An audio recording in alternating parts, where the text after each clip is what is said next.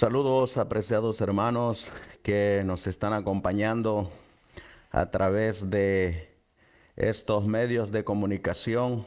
Les damos una cordial y calurosa bienvenida por darnos la oportunidad de poder entrar en sus hogares. Hoy estaremos comenzando a estudiar algunos párrafos del conflicto de los siglos y estaremos desarrollando las profecías de las Sagradas Escrituras concernientes a la apostasía, el hombre de pecado, el continuo, y iremos estudiando durante estas semanas cómo es que se desarrolló el hombre de pecado, a cómo la apostasía llegó al cristianismo y nos va a llevar a que podamos mirar que lo mismo que ocurrió en la era cristiana es exactamente lo mismo que está ocurriendo en estos tiempos presentes en la iglesia. Así que los invitamos a que nos acompañen durante esta transmisión y los invitamos a que de igual manera agarremos nuestras Biblias, agarremos nuestros testimonios y que compartamos el mensaje donde quiera que nos encontremos, porque para eso es que Dios estableció una iglesia, para dar el mensaje, para que se convierta en el fuerte pregón, para que se predique a toda nación, tribu, lengua y pueblo. Donde quiera que nos encontremos, la palabra de Dios dice que tenemos que ser luz en medio de la oscuridad.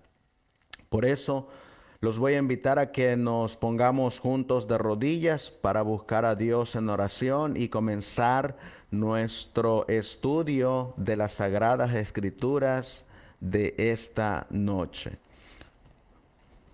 Vamos a los que puedan, hermanos, me acompañan para que sea el Espíritu Santo quien nos dirija a cada uno de nosotros. Amantísimo Dios, que tu morada está en las alturas de los cielos. Nuevamente, Señor, mi Dios Todopoderoso, nos postramos de rodillas en señal de reverencia, en señal de gratitud por todas las cosas que tú nos das. A pesar de que somos malos, a pesar de que somos pecadores, tú cumples tu promesa y guardas tu pacto. Te ruego y te suplico que al estudiar a estos hombres de Dios en la era cristiana, nos animes y nos des de tu Espíritu Santo para que podamos seguir sus pisadas. Te ruego y te suplico por mis hermanos que están en estos momentos acompañándonos a través de estos medios de comunicación y por aquellos que mirarán esta humilde presentación, que sean las palabras de la Biblia, que sean las palabras de los testimonios que hablen y que se aferren a esas palabras. Coloca ese carbón encendido en mis labios para poder transmitir tu mensaje. Ayúdanos, mi Dios, con estos aparatos, con el internet, para que todo salga para tu honra y tu gloria. Acompáñanos, pues, mi Dios Todopoderoso. Te lo pedimos y te lo suplicamos en el precioso y bendito nombre de tu Hijo, nuestro Señor y divino Salvador Jesucristo. Amén. Amén.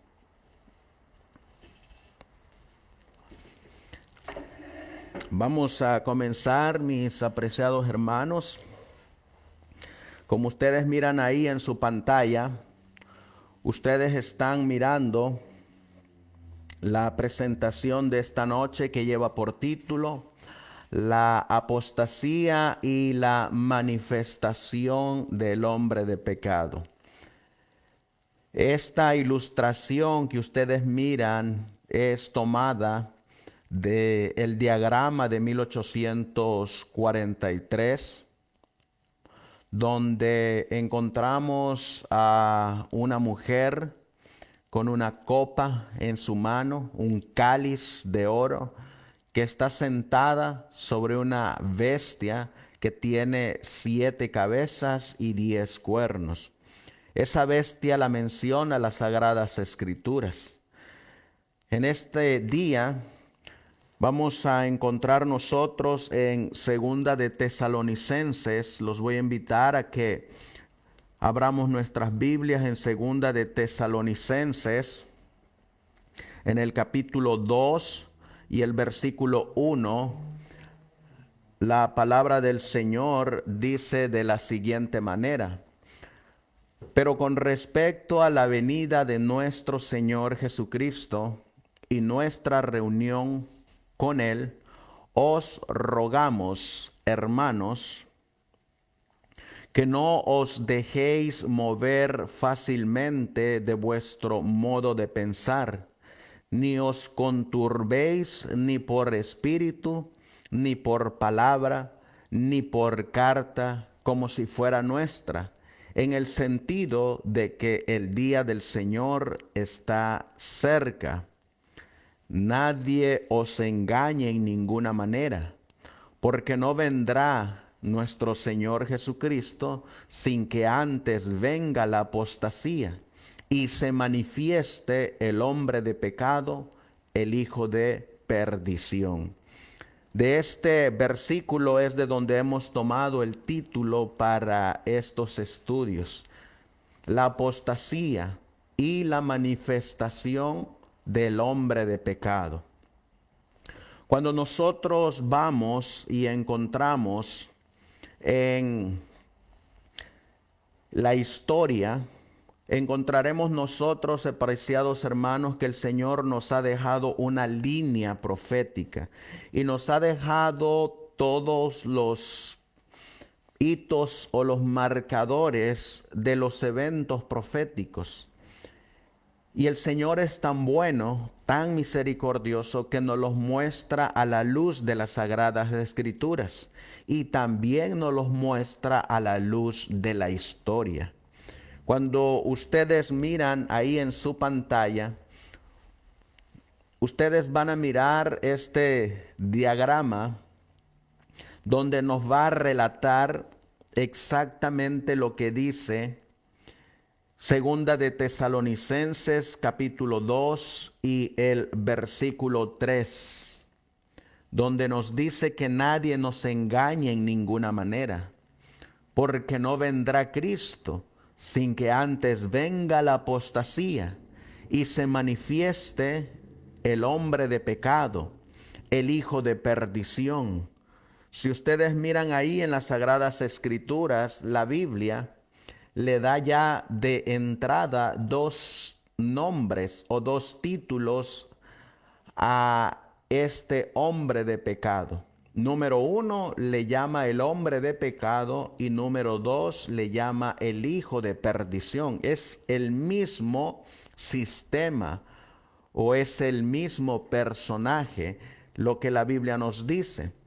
Cuando nosotros miramos en este diagrama que la apostasía comenzó desde los tiempos de los apóstoles y el paganismo, que en el diagrama de 1843 y de 1850 nos muestra que ese paganismo es equivalente a lo que menciona Daniel como el continuo. Y miramos que el auge de esta apostasía llegó a la iglesia de Pérgamo. Y esta apostasía que entró en la iglesia atrajo a muchos cristianos que no eran verdaderamente convertidos, sino que eran nominalmente cristianos, es decir, de nombre solamente. Encontramos que mientras los apóstoles estuvieron vivos, la iglesia se mantenía pura. Pero al introducirse una oleada de cristianos a la iglesia, cristianos que no estaban convertidos, fue lo que introdujo a través de estos cristianos inconversos la apostasía. Y el paganismo entró a la iglesia. Cuando seguimos mirando, encontramos que en el año 508 después de Cristo, Clodoveo el Franco, el rey de los franceses, quitó el continuo o quitó el paganismo cuando él se convirtió al cristianismo.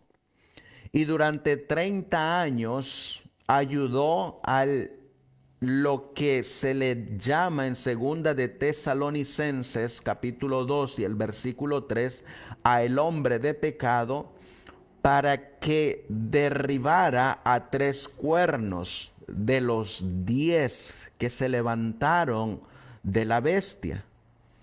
Estos 3 cuernos fueron derribados, y cuando se derribaron estos 3 cuernos en el periodo o el comienzo de la iglesia de Tiatira, es cuando se manifestó y se estableció el hombre de pecado, porque le habían entregado la autoridad, el poder y un trono.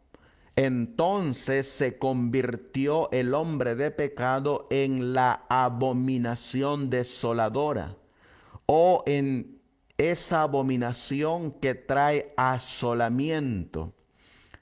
Esta abominación desoladora, que es otro título para el mismo sistema o el mismo personaje, la Biblia dice que iba a gobernar, porque Dios así lo iba a disponer, por 1260 años, hasta que ese mismo que le ayudó a derribar estos 3 cuernos se reveló que fue Francia en 1798 y sufrió una herida de muerte, como lo menciona las Sagradas Escrituras en Apocalipsis capítulo 13. Hoy, apreciados hermanos, nos vamos a concentrar en ese desarrollo de la apostasía, ese apartarse de la fe. Y para eso los voy a invitar a que vayamos al conflicto de los siglos. En la página 42, si hay un libro, apreciados hermanos, que nosotros tenemos que estar regalando el día de hoy, es precisamente el libro de El conflicto de los siglos.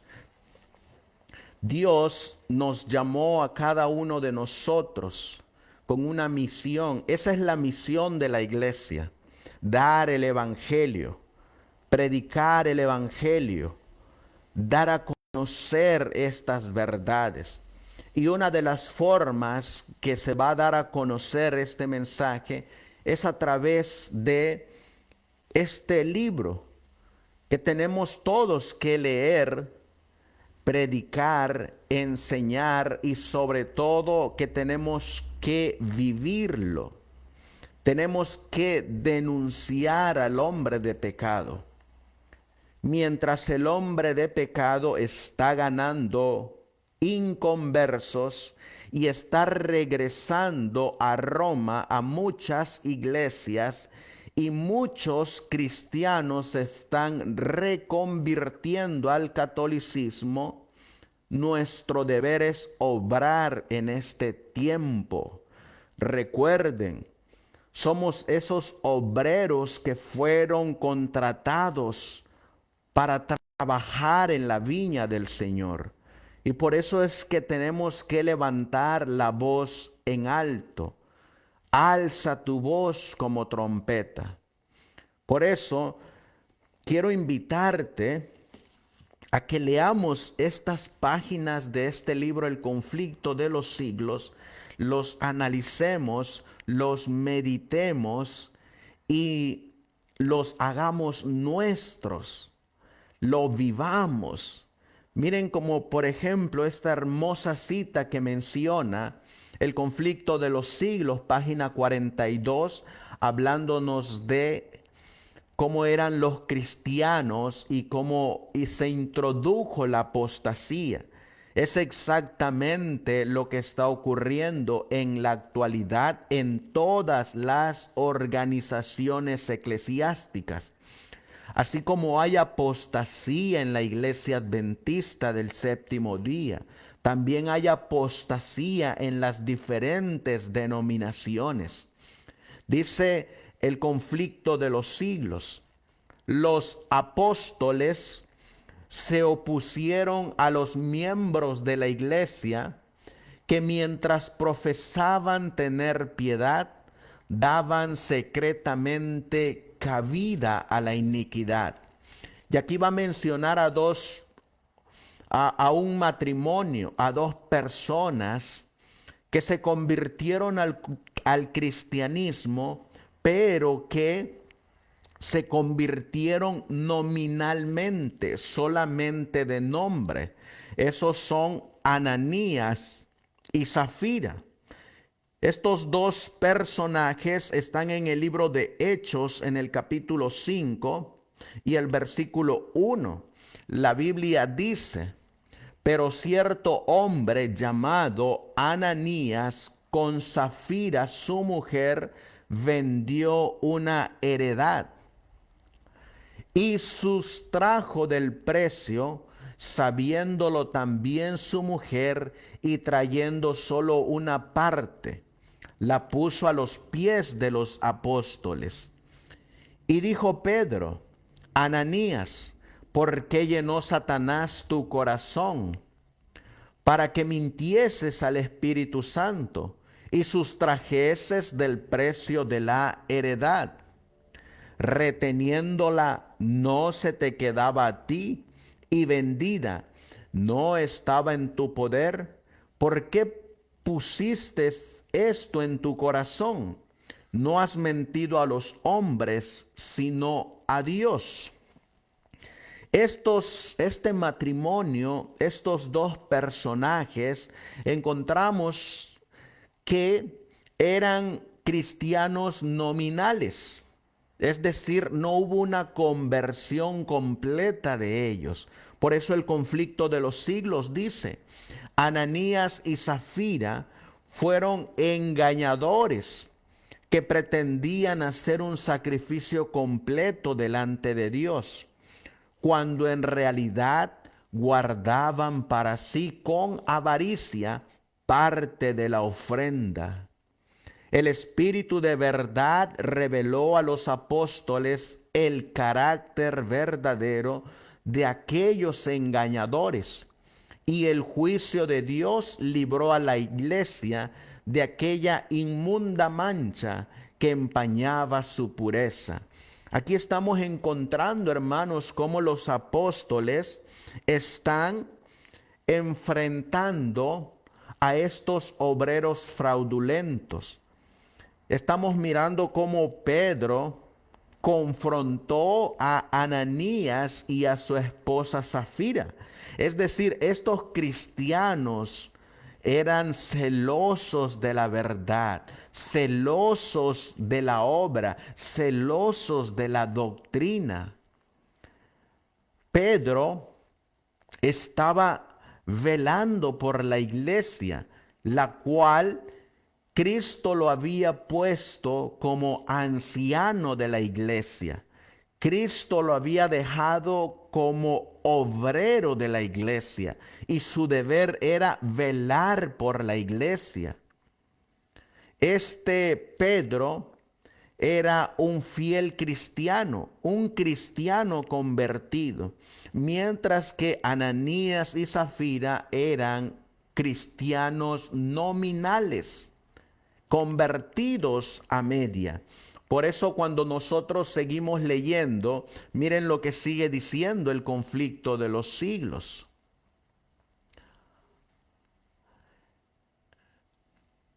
Esta señal evidente del discernimiento del Espíritu de Cristo en los asuntos de la iglesia llenó de terror a los hipócritas y a los obradores de maldad. Y ahora miren lo que ocurre aquí. Aquí ocurre una separación entre los cristianos verdaderos y los nominales. Miren lo que dice el conflicto de los siglos. No podían estos seguir unidos a los que eran en hábitos y en disposición fieles representantes de Cristo. Y cuando las pruebas y la persecución vinieron sobre esto, solo los que estaban resueltos a abandonarlo todo por amor a la verdad, quisieron ser discípulos de Cristo. De modo que mientras continuó la persecución de la iglesia, permaneció relativamente pura. Pero al cesar aquella, se adhirieron a esta conversos menos sinceros y consagrados, y quedó preparado el terreno para la penetración de la iglesia. Si ustedes miran este párrafo, ustedes están mirando que lo que trajo la apostasía a la iglesia es la introducción o la adheración de conversos o cristianos a medias. Hombres que eran consagrados solamente a medias, no en su totalidad. Por eso cuando nosotros vemos el desarrollo de la apostasía, encontramos que esa apostasía ya había comenzado desde los tiempos de los apóstoles. Es decir, entró a la iglesia la apostasía por estos cristianos convertidos a medias. Y no podía haber unión entre la luz y las tinieblas, porque la Biblia nos va a decir a nosotros que no pueden existir la unión entre la luz y las tinieblas. Cuando nosotros miramos las Sagradas Escrituras, vamos a ver que la Biblia dice en Segunda de Corintios, en el capítulo 6 y el versículo 14, la Biblia dice: no os unáis. Fíjense que es una orden. No os unáis en yugo desigual con los incrédulos. Estos incrédulos no crean que son paganos, sino que son cristianos convertidos a medias, es decir, cristianos nominales que practican el pecado, que practican la idolatría, que practican el paganismo. Por eso dice el apóstol Pablo, no os unáis en yugo desigual con los incrédulos, porque ¿qué compañerismo tiene la justicia con la injusticia? ¿Y qué comunión la luz con las tinieblas? Aquí estamos mirando lo que acabamos de leer que ocurrió entre Pedro, por un lado, representando la luz, y por el otro lado estamos mirando a Ananías y Zafira, representando a los incrédulos, a las tinieblas. Y Pablo está siendo bien claro que no podemos unirnos a la apostasía, porque los apóstoles no se unieron a la apostasía. Fueron los cristianos convertidos a medias. En el versículo 15 dice la Biblia, ¿y qué concordia tiene Cristo con Belial? ¿O qué parte el creyente con el incrédulo? ¿Y qué acuerdo hay entre el templo de Dios y los ídolos? Porque vosotros sois el templo del Dios viviente. Como Dios dijo, habitaré y andaré entre ellos, y seré su Dios, y ellos serán mi pueblo. Por lo cual, miren la orden que nuevamente, esta es nuevamente la orden que encontramos en el versículo 14, donde nos dijo, no os unáis en yugo desigual. Ahora, aquí hay una segunda orden, por lo cual salid de en medio de ellos. Noten que hay una orden de salir de la apostasía, de salir de los lugares donde se practica la apostasía, donde se vive la apostasía, donde se enseña el error, donde se practica el paganismo. Porque el apóstol Pablo, guiado por el Espíritu Santo, nos dice, salid de en medio de ellos y apartaos, dice el Señor, y no toquéis lo inmundo, es decir, no participes de lo inmundo, y yo os recibiré. Por eso es que no pueden haber unión entre la luz y las tinieblas, entre la verdad y el error. Hay una división, hay una separación. A estos a los cuales Pablo les está escribiendo en el libro de Hechos, en el capítulo 11 y el versículo 26, la Biblia dice que eran a los cristianos. Y se congregaron allí todo un año con la iglesia y enseñaron a mucha gente. Y a los discípulos se les llamó cristianos por primera vez en Antioquía. Nosotros hoy en día nos llamamos adventistas del séptimo día. Pero también nos llamamos cristianos.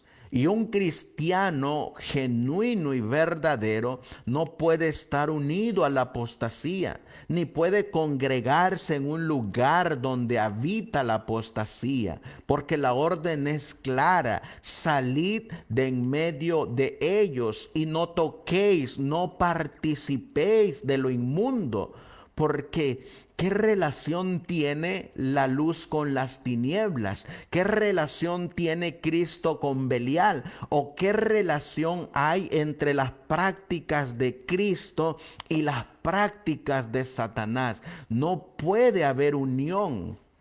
No puede existir un lazo de unión. Porque la iglesia verdadera, la iglesia de Cristo, es una iglesia que está representada con un ropaje blanco y limpio, símbolo de la pureza, símbolo de la pureza de los cristianos, tanto en carácter, en pensamiento, en adoración, en doctrina, en prácticas. Por eso es que esta iglesia está representada por vestiduras blancas. La Biblia nos va a seguir diciendo que esta iglesia cristiana crecía en número. En el libro de Hechos, capítulo 2 y el versículo 46, encontramos que dice la Biblia: y perseverando unánimes cada día en el templo y partiendo el pan en las casas, comían juntos con alegría y sencillez de corazón. Ahí estaban unánimes. Y la iglesia iba a empezar a crecer con ese sermón que dio Pedro en el día del Pentecostés. En Hechos capítulo 6 y el versículo 7 dice la Biblia: y crecía la palabra del Señor y el número de los discípulos se multiplicaba grandemente en Jerusalén. También muchos de los sacerdotes obedecían a la fe. Noten que está empezando a venir un crecimiento en la iglesia. Está empezando a venir un crecimiento de discípulos. Pero dentro de estos discípulos, dentro de estos cristianos, venían unos cristianos convertidos a medias. Por eso dice la palabra del Señor en Hechos capítulo 9 y el versículo 31, donde nos muestra, hablando de cómo es que las iglesias tenían paz mientras estaban unánimes, mientras la iglesia era pequeña. Dice: entonces las iglesias tenían paz por toda Judea, Galilea y Samaria, y eran edificadas, andando en el temor del Señor, y se acrecentaban fortalecidas por el Espíritu Santo. En Hechos capítulo 16 y el versículo 5 dice la Biblia: así que las iglesias eran confirmadas en la fe y aumentaban en número cada día. Así que estamos mirando que la iglesia iba creciendo, pero mientras la iglesia iba creciendo, estaban viniendo muchos cristianos. Algunos eran realmente convertidos, mientras que otros estaban convertidos solamente a medias. Ese crecimiento de la iglesia y esa conversión a media de estos nominales fue lo que dio el primer paso para comenzar la apostasía. Mientras los apóstoles estaban vivos, ellos le hacían frente a esa apostasía. No se quedaban callados, no es que no hacían nada, sino que ellos actuaban porque Dios les había dado la orden de cuidar el rebaño, de cuidar la iglesia. El mismo apóstol Pablo congregó a los ancianos de las iglesias en Éfeso y les encomendó las iglesias, les encomendó el rebaño. Y hoy en día, ¿a cuántos de nosotros se nos ha encomendado esa misma obra de no ser partícipes de la apostasía, de denunciar la apostasía y de no estar unidos en yugo desigual con los apóstatas. El mensaje es: salid de en medio de ellos y no toquéis lo impuro. Miren lo que ocurrió durante este periodo. Dice el conflicto de los siglos. Pero no hay unión entre el príncipe de luz y el príncipe de las tinieblas, ni puede haberla entre los adherentes del uno y del otro. Cuando los cristianos consintieron en unirse con los paganos, que solo se habían convertido a medias, entraron por una senda que les apartó más y más de la verdad. Fíjense cómo es que se introdujo la apostasía en la iglesia. Es cuando se une con los paganos, cuando los cristianos consistieron en unirse con los paganos. Y en realidad un cristiano convertido a medias es un pagano. Lo mismo puede llamarse un adventista convertido a medias, es pagano, es nominal. Y estas grandes cantidades de cristianos que entraron a la iglesia venían cada uno con sus prácticas que querían que se hicieran en la iglesia. Y era tanto el número que empezaron a ganar lugares en la iglesia. Por eso la mensajera del Señor tiene una cita en el conflicto de los siglos donde dice que nuestra única regla de fe debe de ser la palabra de Dios, que ni los concilios, ni las juntas, ni los decretos, ni la gran mayoría tiene la verdad si no está fundada sobre un escrito está. Nosotros en la iglesia somos democráticos, donde todos tienen participación. Cada miembro de la iglesia tiene participación, tiene el libre derecho de expresar lo que siente y tiene el libre derecho de votar por lo que quiere en la iglesia. Pero cuando la gran mayoría vota en la iglesia, y si esa iglesia no está consagrada al Señor, aun porque sea mayoría, puede estar equivocada. No necesariamente porque la iglesia sea democrática y todos tengan el derecho de votar y de escoger y de elegir y dirigir a la iglesia, quiere decir que estén en lo correcto. En la iglesia cristiana, estos cristianos que se fueron adheriendo a la iglesia, como iban creciendo en número, y eran más los cristianos semiconvertidos, cuando se hacían las votaciones en las iglesias, la gran mayoría ganaba.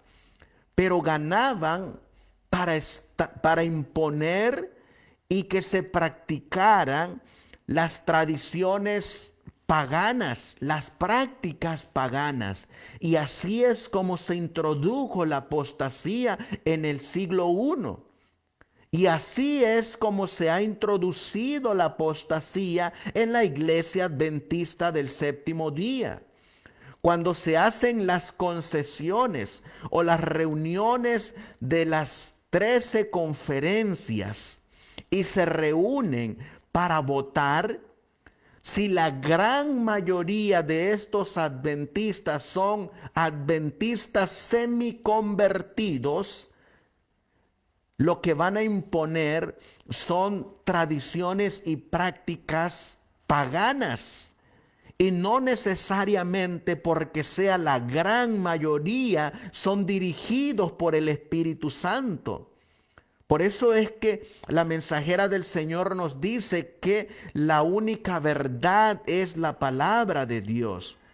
Ni los concilios tienen la verdad, dice ella, ni las juntas directivas tienen la verdad, ni la gran mayoría, ni los sacerdotes, ni los pastores, ni los papistas, dice ahí, tienen la verdad. Solamente si se da un categórico escrito está. Pues en la época de los cristianos, así es como se introdujo la apostasía. Y miren lo que dice la mensajera del Señor. Satanás se alegró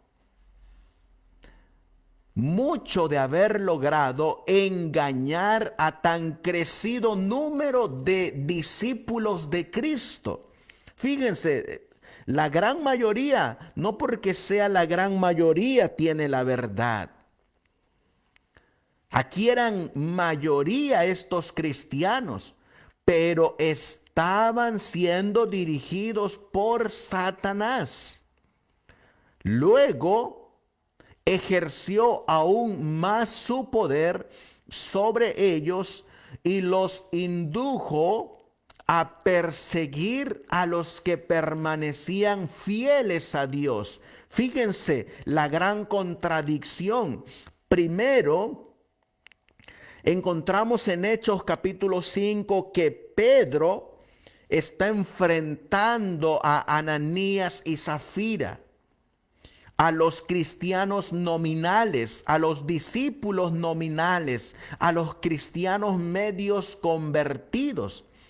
Pero ahora se da vuelta a la situación y son los cristianos nominales quienes ahora empiezan a perseguir a los cristianos fieles.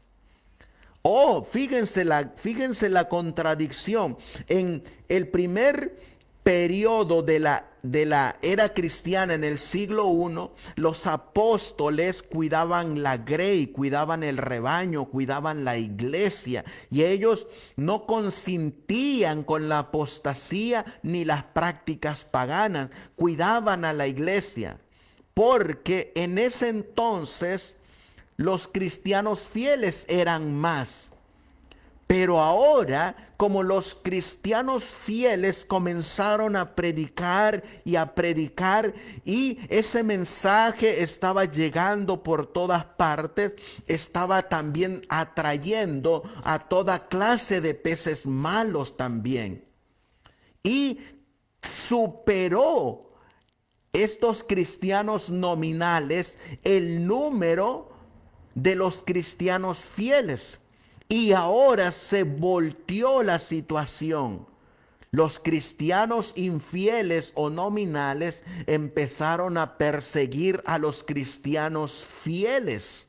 Por eso dice, los que habían sido una vez defensores de la fe cristiana eran los que mejor sabían cómo combatirlas. Y estos cristianos apóstatas, junto con sus compañeros semipaganos, dirigieron sus ataques contra los puntos más esenciales de las doctrinas de Cristo. Fíjense, aquí nos habla de cómo se cambió la situación ahora y les llama cristianos apóstatas. Por eso cuando nosotros miramos el diagrama de la apostasía y cómo se llegó a manifestar el hombre de pecado, el apóstol Pablo en segunda de Tesalonicenses capítulo 2 y el versículo 3 dice que primero tenía que venir la apostasía. Esa apostasía fue un largo periodo de años, desde los tiempos de los apóstoles. y su gran consumación fue en el año 538, cuando se manifestó el hombre de pecado, el hijo de perdición, y ahora se le dio otro título al mismo sistema, al mismo personaje. Ahora se le dio el título de abominación desoladora, o la abominación que traerá desolación.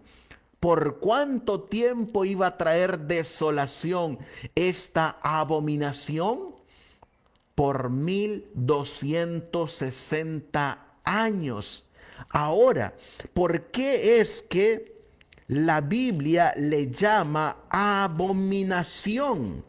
Cuando nosotros vamos a Apocalipsis capítulo 17 y el versículo 8, vamos a mirar nosotros que la Biblia dice en Apocalipsis capítulo 17 y el versículo 8, hablando de este mismo sistema que Pablo le llama el hombre de pecado, Pablo le llama el hijo de perdición, Pablo le llama el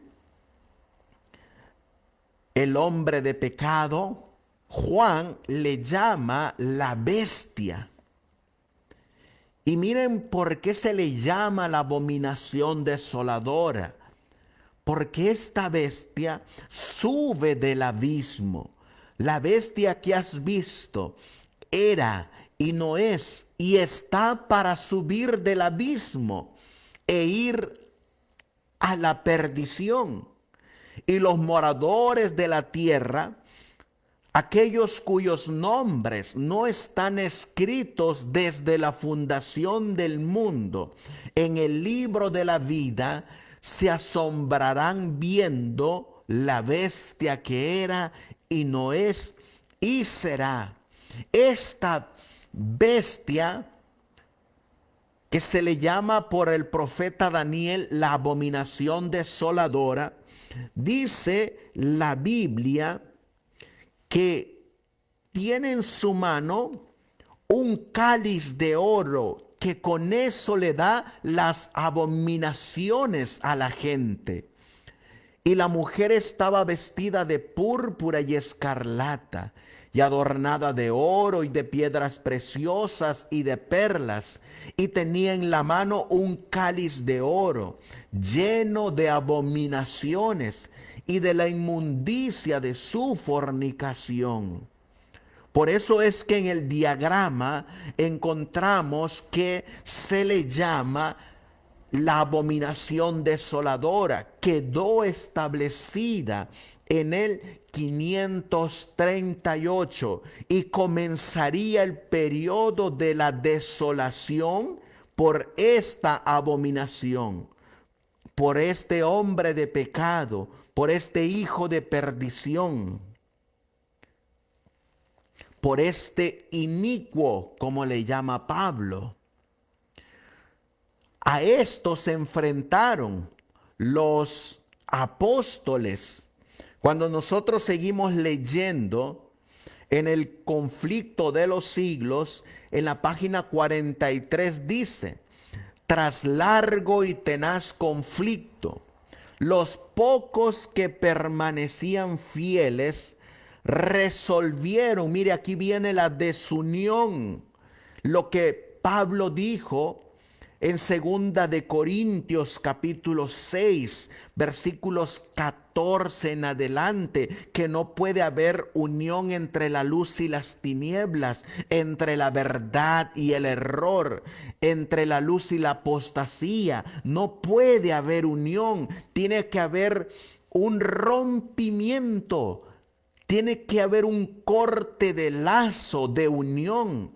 Miren lo que dice el conflicto de los siglos que hicieron los cristianos con la apostasía y con los apóstatas de la era temprana del siglo I. Dice: tras largo y tenaz conflicto, Los pocos que permanecían fieles, eran pocos, hermanos. Los pocos que permanecían fieles resolvieron romper toda unión con la iglesia apóstata si ésta rehusaba aún desechar la falsedad y la idolatría. Fíjense, ellos se quedaban con un escrito está. ¿Y saben por qué? Porque hay una razón, hermanos. Hoy en día mucha gente piensa y muchos cristianos tienen un pensamiento doctrinal católico, que si uno se sale de una organización o de una denominación o de un sistema religioso, uno está perdido.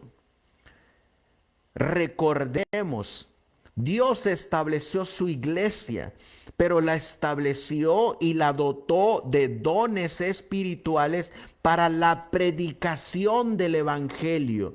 Ese es el único propósito por el cual existe la iglesia. Solamente ese es el propósito, de dar las buenas nuevas del evangelio, de predicar el mensaje de los tres ángeles, de predicar la reforma pro salud, de predicar los 8 principios de la salud, de predicar la salida al campo, de predicar las predicaciones en las ciudades, de establecer imprentas para la repartición de Biblias y libros, el ayudar a los huérfanos, a los pobres, el visitar a las viudas, el darle de comer al hambriento. Es para la edificación y propagación del evangelio. Y los cristianos del primer siglo sabían que la iglesia no era un templo hecho de piedras, hecho de manos, sino que la iglesia lo confirmaban los miembros de la iglesia. No lo hacía un santuario o un templo o una catedral o una capilla. Eso no era la iglesia. Por eso los cristianos del primer siglo decidieron separarse de los apóstatas y ellos se iban y se congregaban separado de los apóstatas, y donde habían 2 o 3 congregados en el nombre del Señor Jesucristo, ahí estaba la iglesia y ahí estaba la presencia del Señor. Por eso a ellos no les importaba separarse de un grupo de creyentes, porque ellos sabían bien claramente que el único propósito de la iglesia es predicar el evangelio, pero que ninguna iglesia, denominación o organización tiene el poder o la facultad siquiera de salvar a un alma, a una persona. Eso lo entendían claramente los cristianos, y por eso ellos no temían el apartarse de un grupo religioso. Aquí la mensajera del Señor nos va a decir a nosotros cuál era la iglesia en los tiempos de los apóstoles. Miren lo que dice Hechos de los Apóstoles, página 10. Desde el principio, las almas fieles han constituido la iglesia en la tierra. En todo tiempo, el Señor ha tenido sus atalayas, que han dado un testimonio fiel a la generación en la cual vivieron. Estos centinelas daban el mensaje de amonestación, y cuando eran llamados a deponer su armadura, otros continuaban la labor. Dios ligó consigo a estos testigos mediante un pacto, uniendo a la iglesia de la tierra con el cielo. Se dan cuenta que las almas fieles son la iglesia. Y encontraremos nosotros que no hay ninguna iglesia que pueda salvar. Es solamente Cristo el que salva. Por eso miren lo que dice la Review and Herald de 1891, de febrero 10. Dice: no somos salvos como secta. Ningún nombre, fíjense, ningún nombre.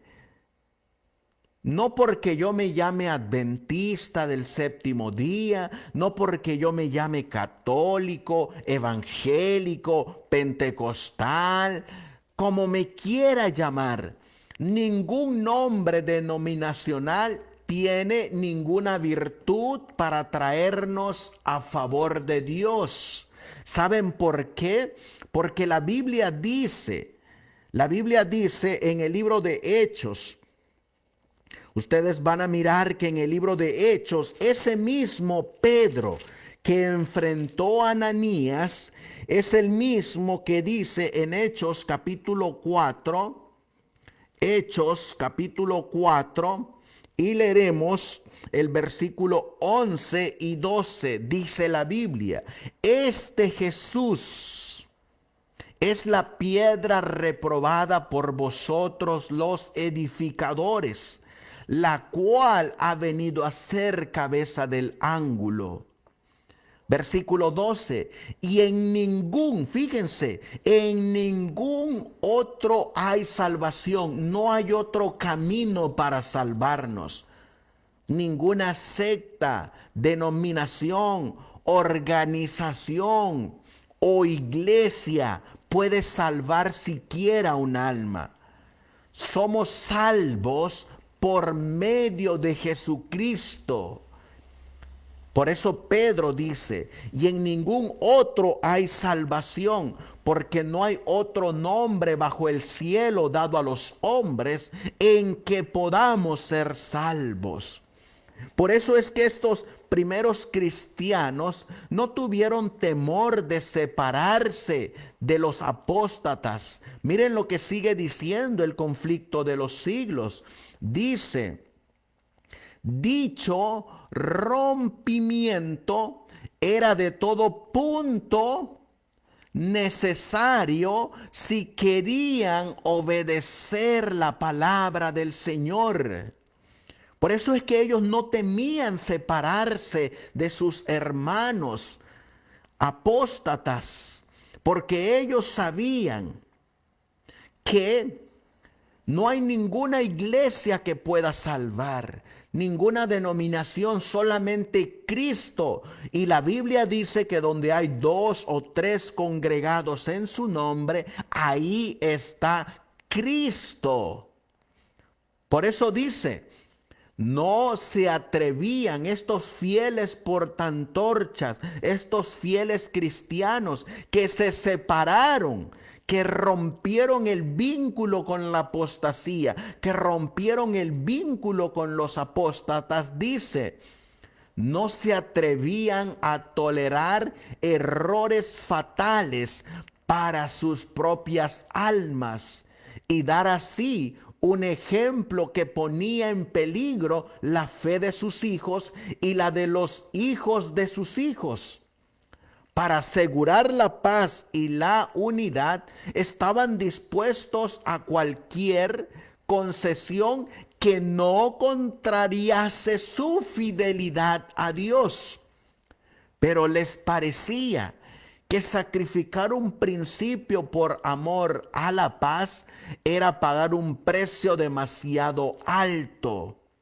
Si no se podía asegurar la unidad sin comprometer la verdad y la justicia, más valía que siguiesen las diferencias y aún la guerra. ¿Se dan cuenta, apreciados hermanos, cómo es que estos primeros cristianos se apartaron de la apostasía? No vivieron en medio de la apostasía, No hicieron convenios con los apóstatas, a diferencia de hoy. Hoy de igual manera tenemos que seguir los mismos pasos de estos primeros cristianos, de los apóstoles. Tenemos que romper con la apostasía, tenemos que romper con los apóstatas, tenemos que romper con todo viento de doctrina, tenemos que romper con las prácticas paganas, con el paganismo. Tenemos que dar la sana doctrina, pero no podemos unirnos en yugo desigual con ellos, porque no tiene ninguna unión la luz con las tinieblas. Y eso lo sabían muy bien los cristianos del primer siglo. Sin embargo, tenía que venir la apostasía y cada vez iba creciendo porque el número de cristianos semiconvertidos iba creciendo e iba ganando popularidad e iban ganando votos para que se introdujeran las prácticas paganas y la idolatría dentro de la iglesia. Estos apóstatas persiguieron a los cristianos. Por eso cuando nosotros vemos en el primer siglo, encontramos nosotros cómo los cristianos eran perseguidos, eran traicionados.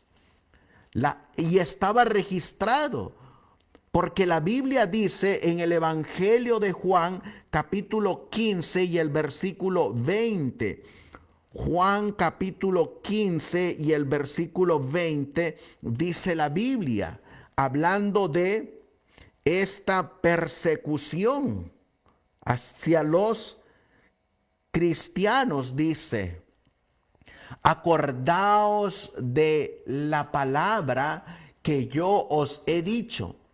El siervo no es mayor que su Señor. Si a mí me han perseguido, también a vosotros os perseguirán. Si han guardado mi palabra, también guardarán la vuestra. Fíjense, aquí estamos mirando cómo los cristianos semiconvertidos a medias, los cristianos nominales, perseguían a los cristianos fieles. En otro versículo dice la Biblia en Lucas capítulo 6 y el versículo 22, Lucas capítulo 6 y el versículo 22, la Biblia dice: bienaventurados seréis cuando los hombres os aborrezcan y cuando os aparten de sí y os vituperen y desechen vuestro nombre como malo por causa del Hijo del Hombre.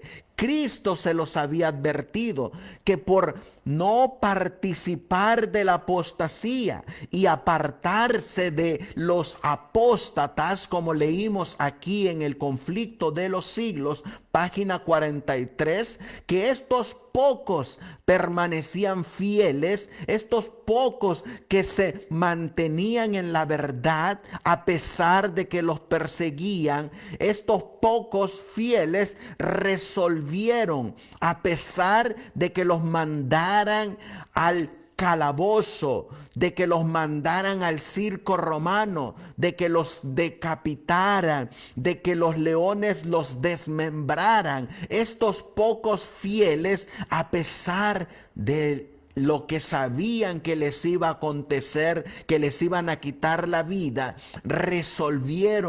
decidieron romper toda unión con la iglesia apóstata si ésta rehusaba aún desechar la falsedad y la idolatría. Y es que, dice la mensajera del Señor, vieron que dicho rompimiento era de todo punto necesario si querían obedecer la palabra del Señor. Fíjense, encontramos cómo los discípulos y los apóstoles decidieron romper todo vínculo de apostasía y de unión desigual. Ahora yo les hago la pregunta.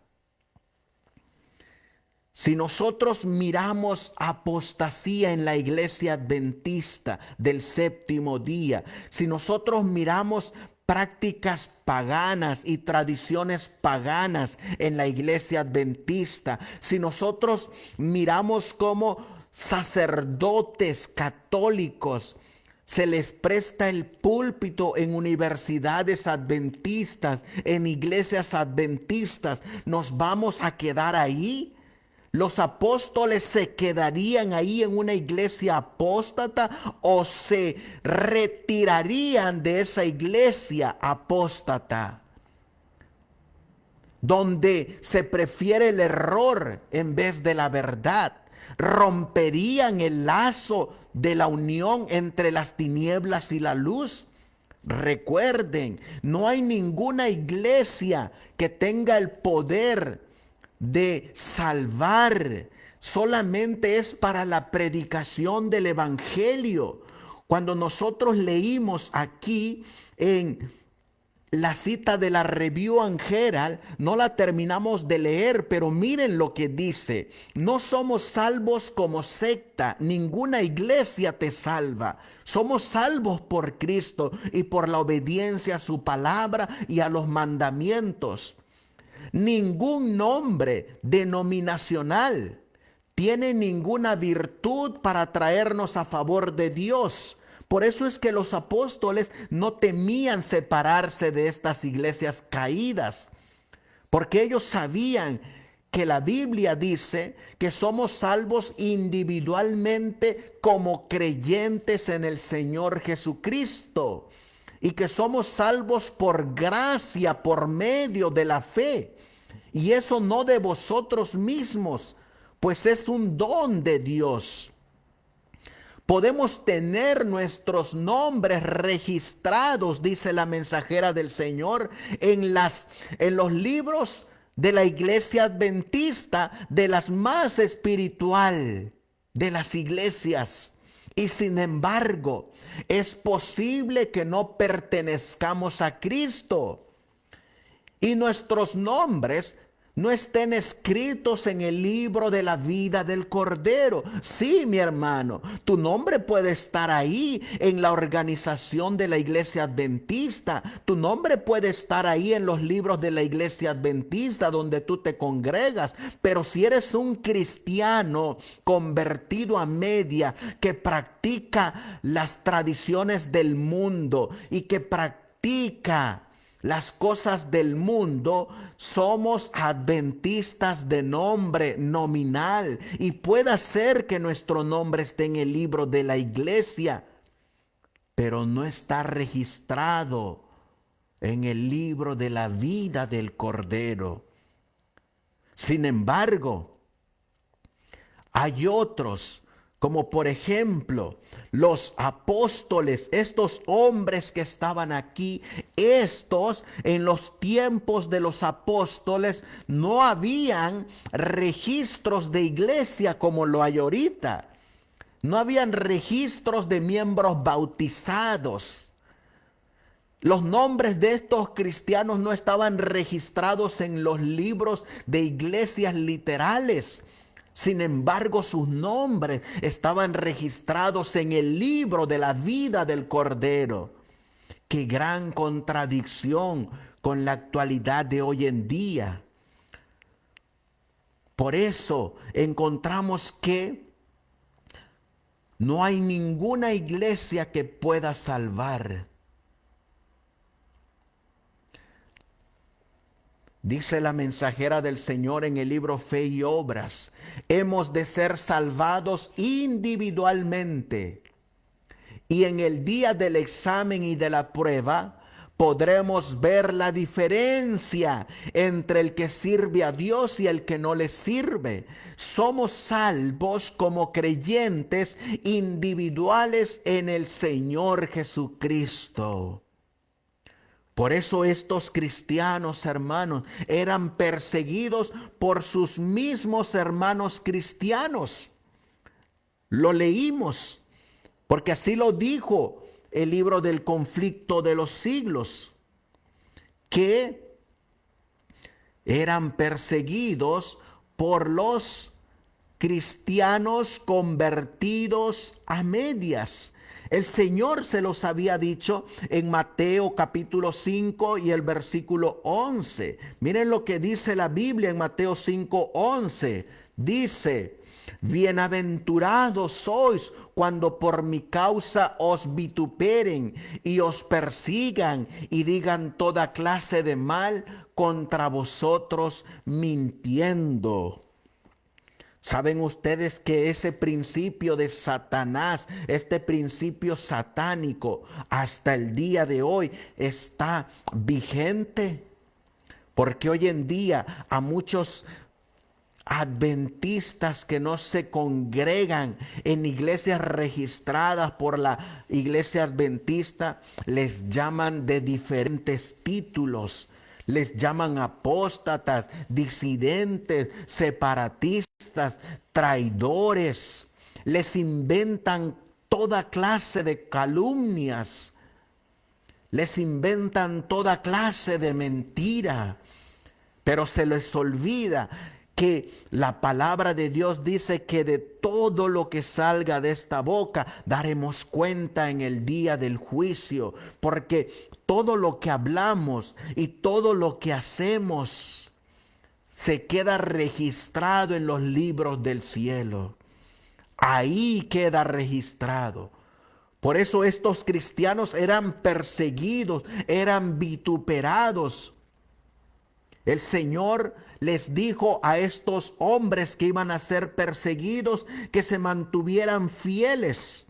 En Lucas capítulo 16, Lucas capítulo 16 y el versículo 10, la Biblia dice, Lucas 16, 10, nos enseñan las sagradas escrituras.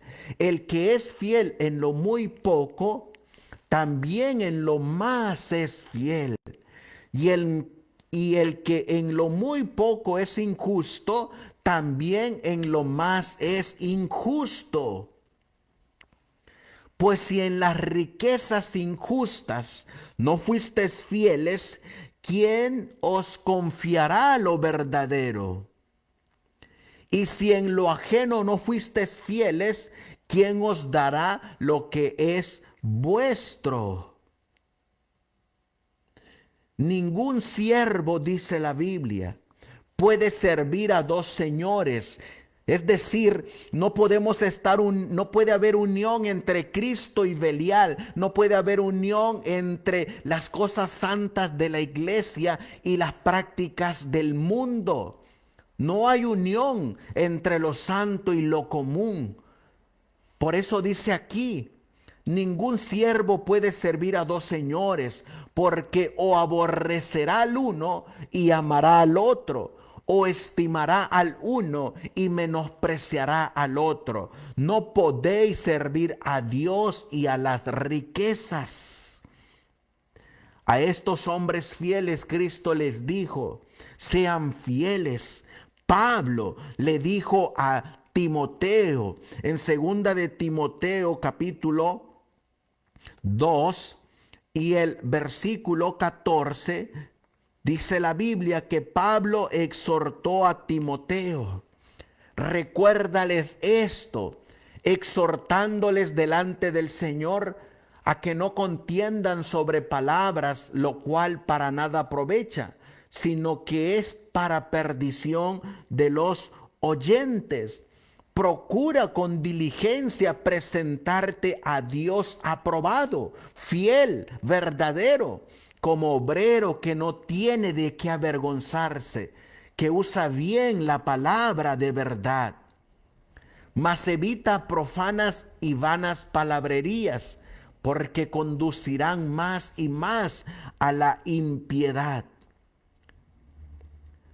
Y su palabra carcomerá como gangrena, de los cuales son Himeneo y Filito. ¿Te das cuenta? Aquí hay cristianos nominales, cristianos semiconvertidos, quienes eran Himeneo y Fileto, que se desviaron de la verdad, es decir, se fueron tras la apostasía, tras el paganismo, tras las culturas y tradiciones del mundo, y se quedaron en la iglesia apóstata, que se desviaron de la verdad, diciendo que la resurrección ya se efectuó, y trastornan la fe de algunos.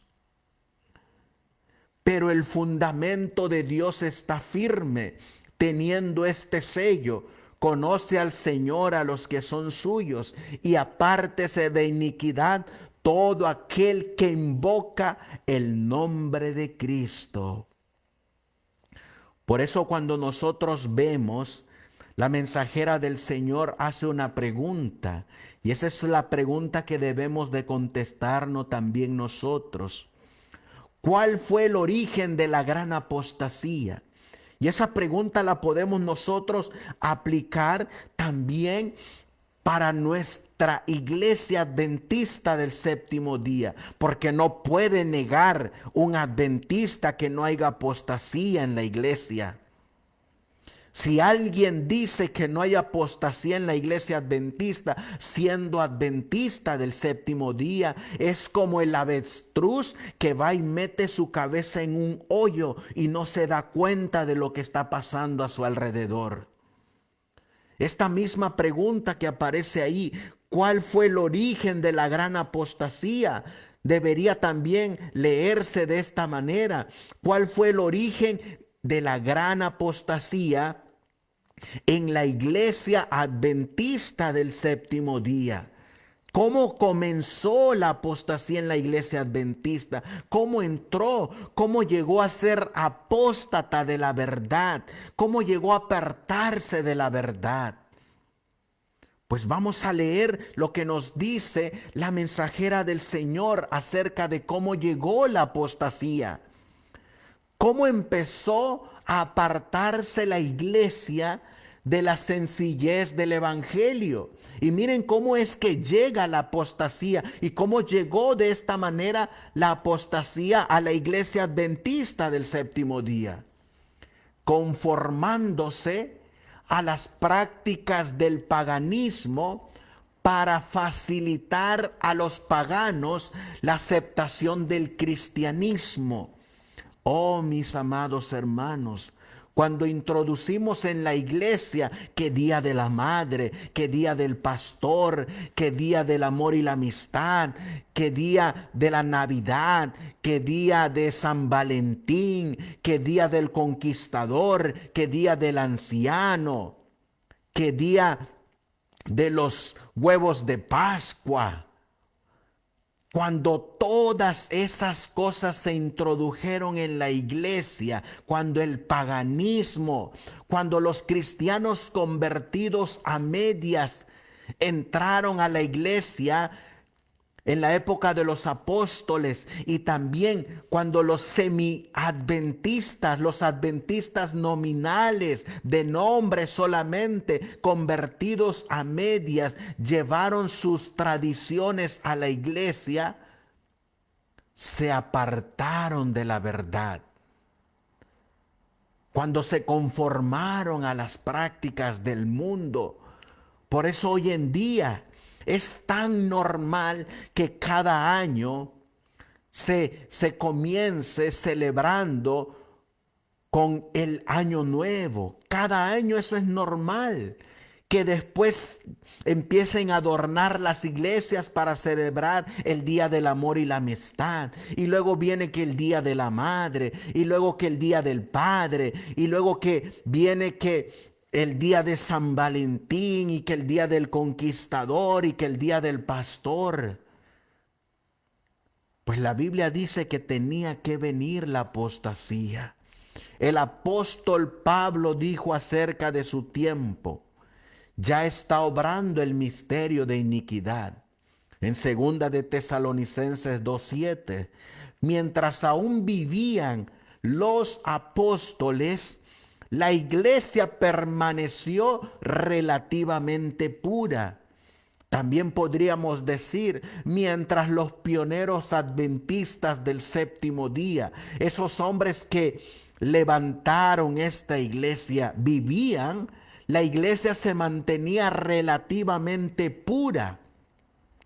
Pero hacia fines del siglo segundo, la mayoría de las iglesias asumieron una forma nueva. La sencillez primitiva desapareció e insensiblemente, a medida que los antiguos discípulos bajaban a la tumba, sus hijos, en unión con nuevos convertidos, se adelantaron y dieron nueva forma a la causa.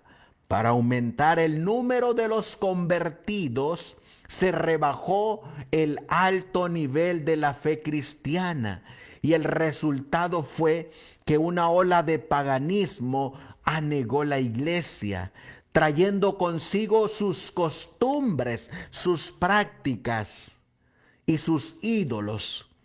Una vez que la religión cristiana hubo ganado el favor y el apoyo de los legisladores seculares, fue aceptada nominalmente, el cristianismo nominal, por multitudes.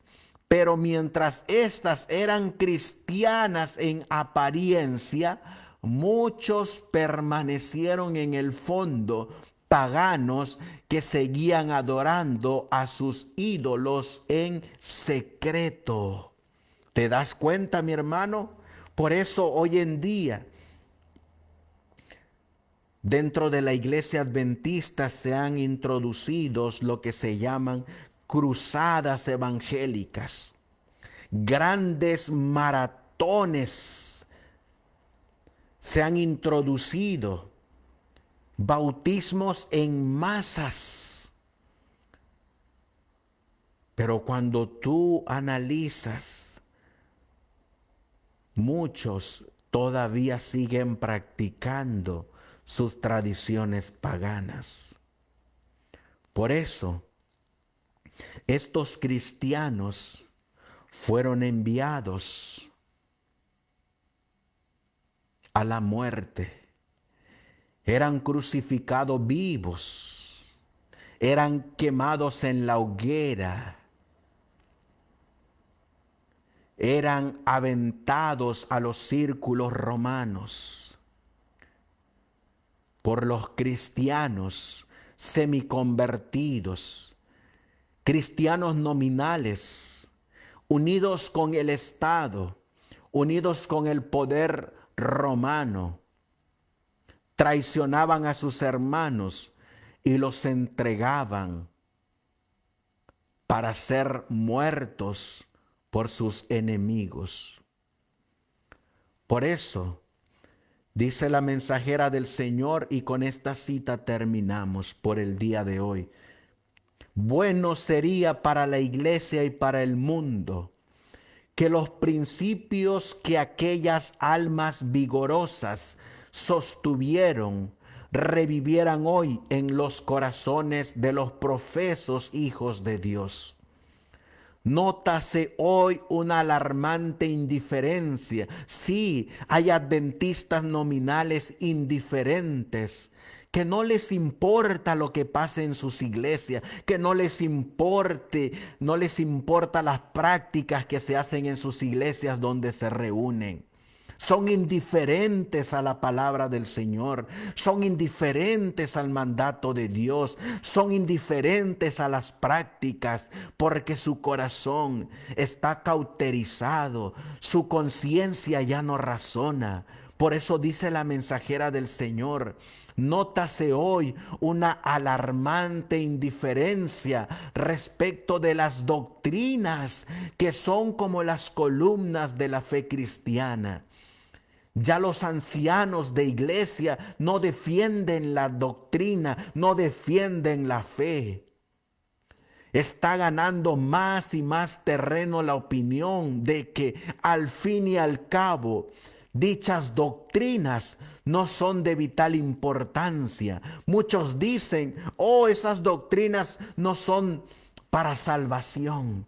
Esas doctrinas no tienen nada que ver ya. Ya fueron caducas, eran de otro tiempo. La mensajera del Señor dice, semejante degeneración del pensamiento. Por eso les digo, es una degeneración del pensamiento que fortalece las manos de los agentes de Satanás. De modo que las falsas teorías y los fatales engaños que en otros tiempos eran rebatidos, miren, por los fieles que exponían la vida para resistirlos, encuentran ahora aceptación por parte de miles y miles que declaran ser discípulos de Cristo. Por eso, mis apreciados hermanos, estos hombres que fueron llevados a la muerte por causa del Evangelio, estos hombres debatían, defendían, se apartaban de la apostasía, se apartaban de las iglesias caídas, se apartaban de las prácticas paganas, de las tradiciones paganas, y se iban a adorar 2 o 3 apartados, pero en la plena certidumbre y en la plena conciencia de adorar a Dios en espíritu y en verdad. Un evangelio sencillo, sin tanta pompa o moda, sin tanto ritual, sino que era en el sencillo de la palabra del Señor. Por eso, apreciado hermano, leímos en 2 de Corintios, apártate de la apostasía, sal de en medio de ella y no toques lo inmundo. Eso lo dijo 2 de Corintios capítulo 6, versículo 14, 2 de Corintios dice, no os unáis en yugo desigual con los incrédulos, porque qué compañerismo tiene la justicia con la injusticia y qué comunión la luz con las tinieblas. No hay ninguna comunión. Y qué concordia Cristo con Belial, o qué parte el creyente con el incrédulo. ¿Y qué acuerdo hay entre el templo de Dios y los ídolos?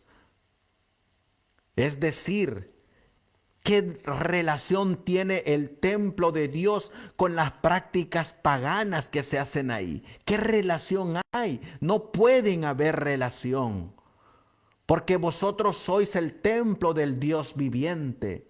Como Dios dijo, habitaré y andaré entre ellos y seré su Dios y ellos serán mi pueblo. Y el mandato es, por lo cual, salid de en medio de ellos y apartaos, dice el Señor. Y no toquéis, no participéis, no te involucréis en la apostasía, en las prácticas paganas. Sal de ahí, mi hermano, y yo recibiré, dice el Señor Dios Todopoderoso. Por eso, el día de hoy hemos mirado cómo es que se introdujo la apostasía. Hemos mirado cómo es que el paganismo venía desde el Imperio Romano y cómo el paganismo entró a la iglesia. Y cuando el paganismo entró a la iglesia, vino la apostasía por los cristianos semiconvertidos, cristianos nominales, cristianos a medias, que venían del paganismo, pero seguían siendo paganos. Se apartaron de la fe muchos que recibieron a estos paganos, y eso vino a preparar la manifestación. Esa apostasía vino a preparar la manifestación del hombre de pecado, el hijo de perdición, el inicuo. Y se estableció entonces en el periodo que estaba establecido en la profecía la abominación desoladora. Abominación porque salió del abismo. Desoladora porque iba a traer desolamiento, destrucción durante 1260 años de persecución. El Señor te está llamando para que te levantes y alces la voz como trompeta, para que te levantes como un fiel portaestandarte donde quiera que te encuentres. Esto fue la primera parte de esta serie que estaremos dando en estos días acerca de la apostasía y la manifestación del hombre de pecado. Que el Señor te bendiga donde quiera que te encuentres. Que el Señor haga resplandecer tu rostro sobre ti y te conceda la paz. Vamos a finalizar con un hermoso himno que se llama Firmes y Adelante. Que el Señor te bendiga grandemente, hermano. Que la paz del Señor sea con ustedes. Les damos gracias por habernos dado la oportunidad de compartir este estudio con ustedes. Recuerden leer su libro, El conflicto de los siglos. Leámoslo. Ese va a ser nuestro libro ejemplar, aparte de la Biblia, para esta serie de la apostasía y la manifestación del hombre de pecado. Que el Señor te bendiga y te guarde. Vamos a quedarnos con este hermoso himno. Firmes y adelante, huestes de la fe.